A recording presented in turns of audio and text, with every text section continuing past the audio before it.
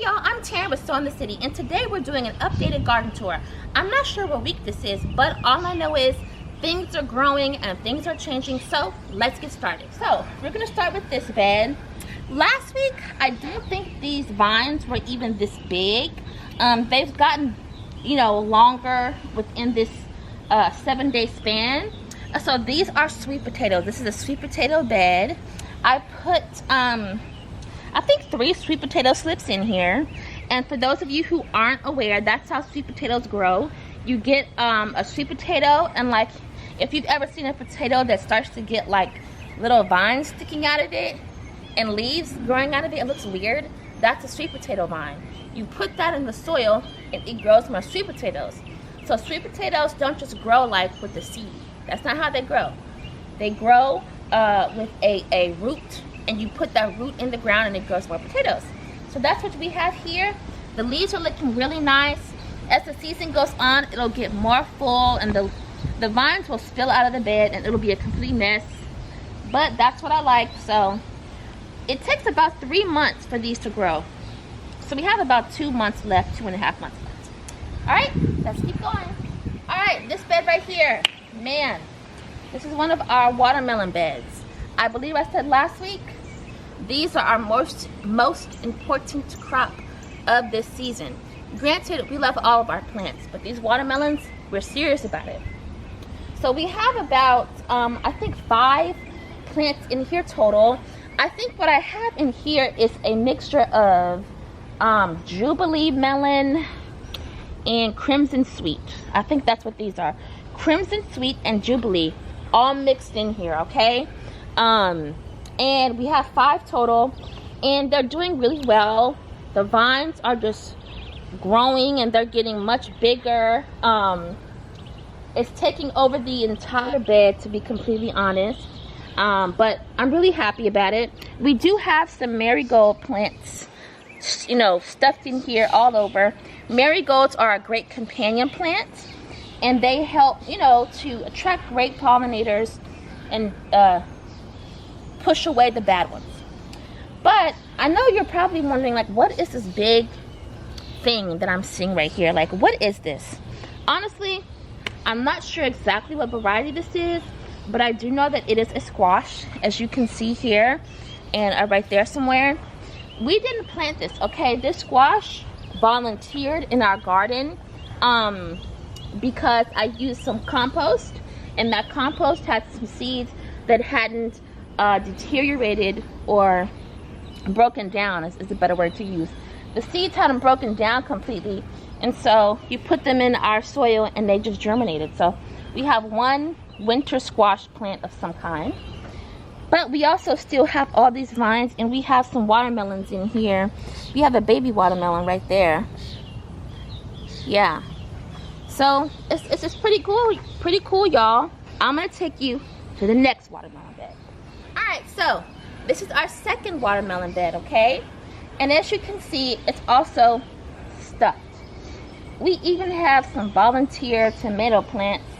I did not plant this. Like, I would never plant a tomato with a watermelon. And you know what? I don't even know if they're companion plants, Now that I'm thinking about it, are they even supposed to be planted together? Who knows? It's too late now. But everything here is looking pretty good. But just so, like, stuffed and overcrowded. Look at that bee pollinating. Look at that bee pollinating. Isn't that beautiful? I'm sorry, I get distracted. We have lots of vines in here. This bed is so stuffed that it's been hard to see what exactly is in here. But we do have a few watermelons in here. And I think the variety are, I think I did these Moon and Star variety watermelon, which is basically like a smaller watermelon that looks like it has some little stars on it. And I think I did a yellow Crimson Sweet for my dad. So I believe that's what's in here. 4 different watermelon plants, 2 varieties. So it's doing pretty well. We just have to try to look through here more and see if we see more watermelons. See, it's hard to really see through here, but we do have at least 1 in here that, oh, here I am. Speak of the devil. Look at that. That's a baby one. That is, I think that's a yellow crimson sweet. So we have, oh yeah, we have a lot of baby ones that some need to be pollinated.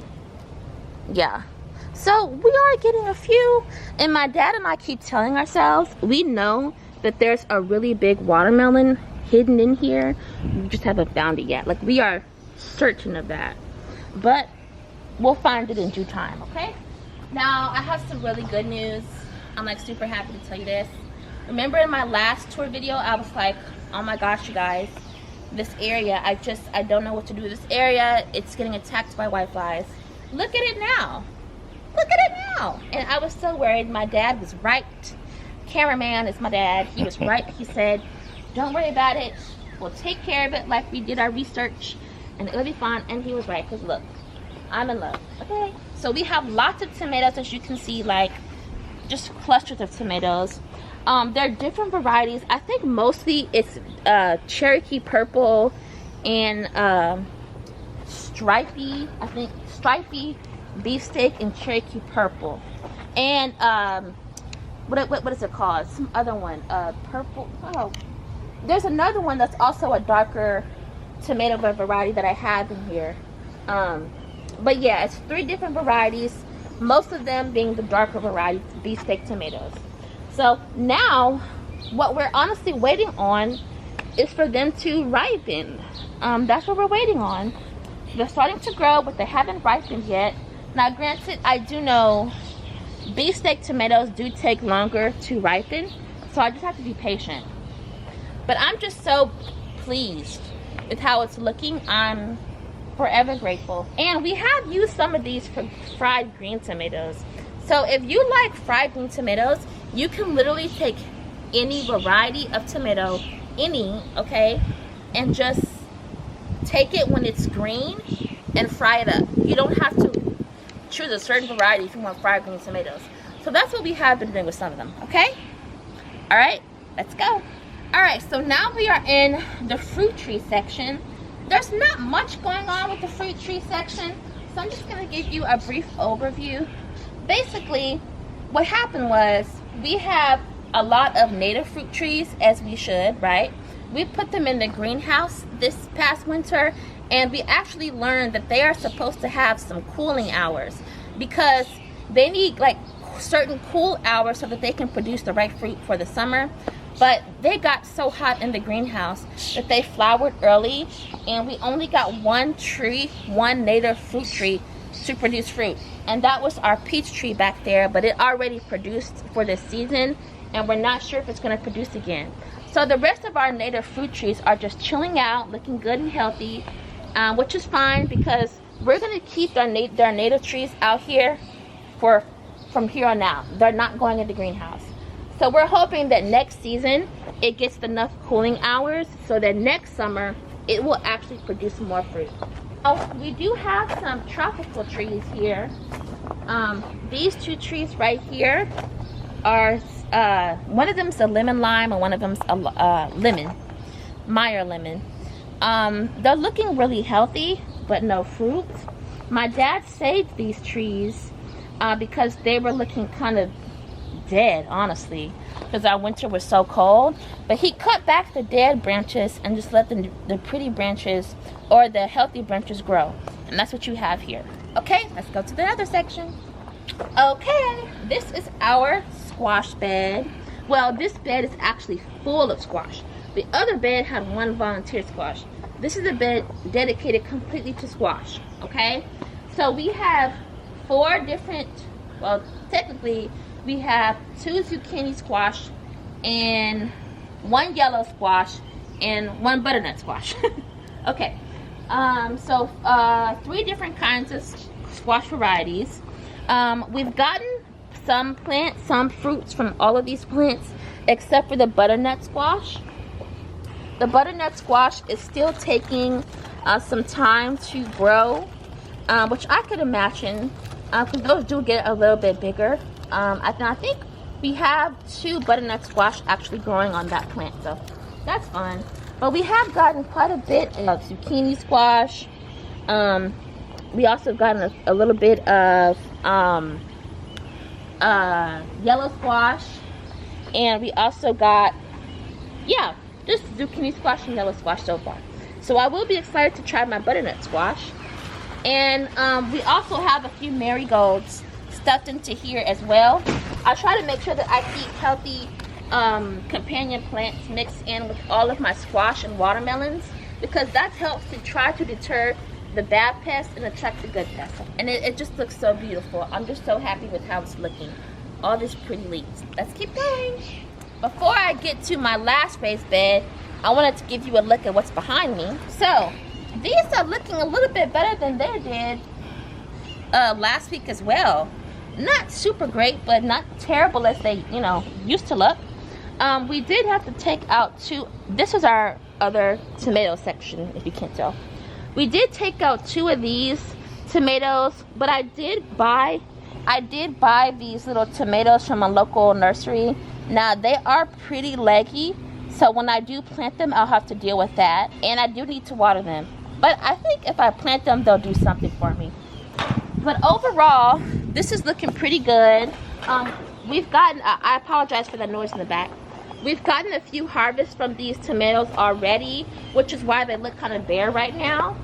We harvested a lot of ripe tomatoes. These tomatoes are a little bit smaller, so they got ripe faster. But we've already gotten a lot of harvest, so I'm really happy about it. But we still do have a few tomatoes on some of the vines, so we'll just try to let those get ripened. I do wonder though, because this does get a little bit more direct sunlight, like as opposed to the tomatoes in the back. So I do wonder if that affects the pace in which the other tomatoes ripen. And I may just be overthinking it, because these are smaller tomatoes, and smaller tomatoes do ripen faster. So also we got these from a family friend, so I can't even tell you what variety these are because I don't know. Okay, let's go to this bed. So this bed is really producing for us. Like, it's producing so well for us. I have 4, this is a cucumber bed, if you can't tell, completely dedicated to our cucumbers. So I have 4 different cucumber plants in here. I have one excuse me, 1 Boston pickling cucumber plant, 1 muncher cucumber plant, and 2 silver slicer cucumber plants. Okay, so that's what I have. So that's 4 cucumber plants total, and we've been getting harvest from every single one. Now we've just started getting harvest from the muncher cucumber plant that just started recently, but we have been getting really nice harvest like daily from these, and I'm so grateful. And the bees are pollinating it, and the bees are so happy, so I'm just really grateful for that. But it's looking really good. So really the only thing I need to do now is try to figure out if I can sell my cucumbers, because I'm getting so many of them I can't even possibly eat them all myself. Also, I do want to make some pickles, like some refrigerator dill pickles, so I think I may try an experiment with that this week. But we have had so many harvests from these that I'm like, I need to sell them. So it's my goal to try and sell them to a local co-op, so that we can, you know, help feed other people, not just myself. Okay, so I'm going to show you our last official raised bed that we have in this garden. We have like 6 raised beds total. This right here is our a third tomato section, if you will. Now, if you can look at this plant, it does have some yellowing of the leaves, but I'm not panicked, because like I said with the other ones, we saved those, we could save these. It's probably getting attacked by some little white flies, but it's okay. I take off the yellow leaves every evening, and I use this really good insecticidal soap. They've been running out of it at Home Depot, so I'm gonna try and see if they have it again, because that's my favorite brand of organic insecticide to use, because it works really well, but it also doesn't affect the good pollinators. But overall, this is still looking pretty good. I have lots of tomato clusters in here. This variety, I wrote the variety down, it's Black Beauty. So these are Black Beauty tomatoes, and you can tell that they're like Black Beauty because they have this color tint on them, and it's so pretty. It's just so pretty. But I'm still really happy with this. It's full of life. It's still getting pollinated, even though it has a few yellow leaves. That's okay, we can treat it organically, of course. Let's go this way. This bed right here, well, this is not a bed, this is a section. This is our bell pepper / hot pepper section. We have so many bell peppers, I don't even know, maybe like 12, I don't know, a lot. And so they're finally starting to get some fruit on here. Let's see. You see some clusters at the bottom. Some clusters of fruit at the bottom. So it is finally starting to get some fruit. All of them are finally starting to get some clusters of bell peppers, which is great. So now I just have to keep my eye out on them. We did have one bell pepper growing on another plant, but it got like something in it. So I'm gonna keep my eye out on it, and I may even purchase some bags so that I can, you know, put them around the bell peppers. So we're just gonna see if that will be good for us. Just like get a little bag to put around them so you can protect them from pests. And I also have a beautiful sunflower. It's so beautiful and big. My dad saved it because he tied it up with some string so that it doesn't fall, because we had a crazy windstorm maybe a month ago and it fell over. This is growing out of the concrete, by the way. We have more bell peppers this way. I don't think these have as many fruits yet. Yeah, these don't have as many fruit yet, but that's okay. They're still looking really healthy. This right here is a celery. So, you know, I've never even grew this before, but it's looking healthy. And this is a jalapeno. We have some jalapenos. I like my jalapenos to be kind of really big, so I'm not gonna harvest those yet, even though technically you could harvest them now. And I have a strawberry right there, and that has flowers. Awesome. I see some strawberry flowers on there. That's awesome. All right, and this marks my bean section. I have like six or seven bean plants. Most of these are green beans, different variety of green beans. I think I did Blue Lake and Contender green beans. They're supposed to be like really savory and like the best tasting. And these are bush varieties, okay? Bush varieties grow better in grow bags as opposed to pole varieties. I don't know if I have any on here because we took some off yet. Oh, here's one. Nope, that's the stem. Let me see. Yeah, I think I took all of them off yesterday. Oh, thanks, cameraman. Yep, so these, I could technically give these another day, but I could harvest them. We have had some holes in them. That's okay, because once I get that insecticidal soap, the organic soap that I like, I'll just spray that on it and it'll help. I did plant some black-eyed peas in the bed over there, and they're just starting to grow. I had to really be careful with my black-eyed peas because this first batch of seeds that I planted didn't work, but these are finally working. Now let's go to one of our herb sections. Okay, y'all, so this is one of our herb sections. So some of these things clearly haven't been planted in the ground yet, but that's okay. The herbs that haven't been planted in the ground, we'll plant them in the ground probably sometime this week. But we do have some lavender, some rosemary, some sage. Now that at the end, I'm not sure what it is. I think it might be dill. And then I have some parsleys right here. And then I have some thyme. I have some cilantro. I think that's oregano. Yeah. So, and those are just some flowers down there. Okay, guys. So, this is my pear tree. Still no pears. My dad and I are perplexed. And on the last video, someone asked, has this ever had pears? Yes, it has. Many times. But this year, we haven't even had blooms yet. I'm thinking it's just gonna bloom late. It might not even start blooming until August. Hopefully that's the issue, because I really do want some pears. I love pears. Now let's go to this section. I love this section. My dad built this cinder block bed.